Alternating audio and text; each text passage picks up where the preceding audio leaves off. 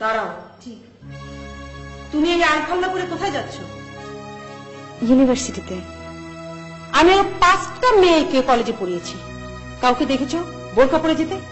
না মা। তাহলে তুমি পড়েছো কেন? মা, আমার জীবনের হিসাব তো আমাকেই দিতে হবে, আমার কবরে আমাকে শুতে হবে। আমার বোনরা তো আমার জীবনের কৈফিয়ত দিতে যাবে না, আর আমার কবরেও শোবে না। চুপ করো। তোমার ধর্মে কি মায়ের সঙ্গে তর্ক করা শিখিয়েছে? না মা, এ তর্ক নয়, এই অধর্মের বিরুদ্ধে ধর্মের প্রতিবাদ। আমার ধর্মই আমাকে শিখিয়েছে অনেকের কাছে তিক্ত এবং অপ্রিয় হলেও যা সত্য শুধু তাই বলতে। তুমি তোমার 5 মেয়ের কথা বললে, জানি তুমি তাদেরকে কলেজ ইউনিভার্সিটিতে পড়িয়েছো, ভালো উচ্চশিক্ষিত জামাই দেখে বিয়ে দিয়েছো। তাদের গাড়ি বাড়ি প্রাচুর্যের কোনো অভাব নেই।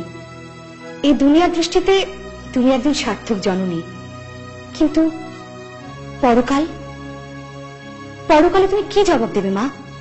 সেদিনের ভয় করো মা, সেদিনের ভয় করো, যেদিন অনেক সন্তান পিতামাতার বুক মারিয়ে বুকের হাড্ডি ভেঙে চুরমার করে দিয়ে জাহান্নামে চলে যাবে।